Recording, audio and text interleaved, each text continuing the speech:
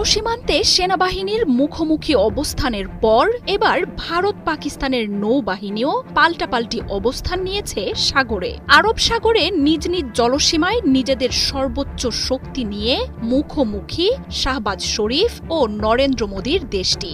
গণমাধ্যমগুলো বলছে, সাগরে যুদ্ধ জাহাজ, বিমানবাহী রণতরী আর সাবমেরিনের বহর নামিয়েছে ভারত। জবাবে নিজেদের নৌশক্তিকে ভারতের মুখোমুখি এনে দাঁড় করিয়েছে পাকিস্তানও। শুধু নৌশক্তি মোতায়েনই নয়, দুই বাহিনী আরব সাগরে শুরু করেছে গোলা বর্ষণের মহড়াও। এমন পরিস্থিতিতে পাকিস্তানের জন্য নিজেদের আকাশসীমা বন্ধের ঘোষণা দিয়েছে নরেন্দ্র মোদীর সরকার। উত্তেজনার চূড়ান্ত পর্যায়ে রয়েছে ভারত পাকিস্তান বৈরিতা। দুই বাহিনীর লড়াই যে কোনো সময় শুরু হচ্ছে সেটাও প্রায় নিশ্চিত। আর চূড়ান্ত লড়াইয়ের আগে আরব সাগরে অবস্থান নিয়েছে দুই বাহিনী। গণমাধ্যমগুলো বলছে, সাগরে পাল্টাপাল্টি নৌমহড়াও শুরু করেছে দেশগুলো। ঝালিয়ে নিচ্ছে অস্ত্রের পাল্লা আর শক্তি। গুজরাট উপকূলে বিমানবাহী রণতরী আইএনএস বিক্রান্তের পাশাপাশি ফ্রিগেট, ডেস্ট্রয়ার ও সাবমেরিন মোতায়েন করেছে ভারতীয় বাহিনী। পাকিস্তানের জলসীমা থেকে মাত্র 85 নটিক্যাল মাইল দূরেই ভারতের নৌশক্তির মোতায়েন রয়েছে বলে তথ্য উঠে আসছে। অ্যান্টিশিপ ক্রুজ মিসাইলের পরীক্ষাও শুরু করেছে দেশটির বাহিনী।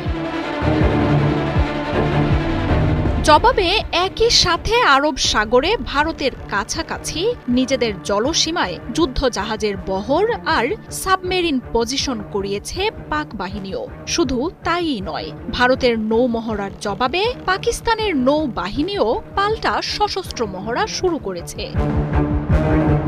নৌবাহিনীর এই মহড়াকে দুই দেশই রুটিন কাজ বলে মন্তব্য করেছে। তবে পেহেলগাম কাণ্ডে যুদ্ধের মুখে দাঁড়িয়ে থাকা দুই দেশই যে নিজেদের শক্তির জানান দিচ্ছে সে কথাই জানাচ্ছেন বিশ্লেষকরা।